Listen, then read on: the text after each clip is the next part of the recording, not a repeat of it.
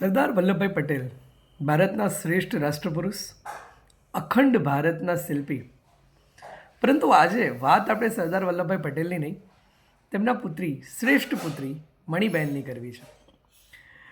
પોતાનું આખું જીવન લગ્ન કર્યા વિના પિતાની સેવામાં સમર્પિત કરી દેનાર મણિબહેન વિશે આમ તો ઘણા બધા કિસ્સા છે, પરંતુ બે ત્રણ કિસ્સા જે મેં વાંચ્યા છે અને મને એવું લાગ્યું કે તમારી સમક્ષ મૂકવા જોઈએ. એમાં એક કિસ્સો એવો છે કે એ પોતાના ઘરેથી સચિવાલય ભવન જ્યારે જતા ત્યારે રિક્ષામાં જતા અને ખૂબ જ સાદગીભર્યું જીવન. સરદાર વલ્લભભાઈ પટેલ જેમ સફેદ વસ્ત્ર પહેરતા એમ જ મણિબહેન પણ આજીવન સફેદ વસ્ત્રો પહેરતા. જ્યારે સરદાર વલ્લભભાઈ પટેલ નવા બંગલામાં રહેવા ગયા ત્યારે જે બગીચો હતો ત્યાં ખૂબ જ રોશની ઝગમગે રાત્રે.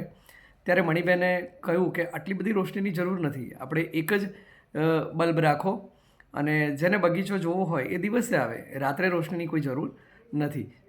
બીજો એક પ્રસંગ એવો પણ છે કે એ હંમેશા એવું કહેતા કે સરદાર વલ્લભભાઈ પટેલ એટલે કે તેમના પિતાને પોતાના પુત્રીની ચિંતા ના હોવી જોઈએ, બરાબર. એ એવું કોઈ કામ ના કરતા જેનાથી પિતાને પુત્રીની ચિંતા થાય. એનો એક સચોટ દાખલો એ પણ છે કે જ્યારે સરદાર વલ્લભભાઈ પટેલની તબિયત લથડી ત્યારે એ સમયે સરદાર વલ્લભભાઈ પટેલના મોંમાંથી માત્ર બે જે શબ્દો હતા એવા જ હતા કે કાશ્મીરનું શું થશે, હૈદરાબાદ વિશે વિચારવું પડશે. ટૂંકમાં ક્યારેય સરદાર વલ્લભભાઈ પટેલને પોતાના પુત્રીની મણિબહેનની ક્યારેય ચિંતા નથી થઈ. એ હંમેશા એવું કહેતા કે મારું જીવન એ એમની ચિંતા કરવા માટે થયું છે, નહીં કે મારા પિતા મારી ચિંતા કરે. આવા તો અસંખ્ય દાખલા આપણી સમક્ષ છે, પણ મને એવું થયું કે બે ત્રણ દાખલા તમારી સમક્ષ મૂકવા જોઈએ.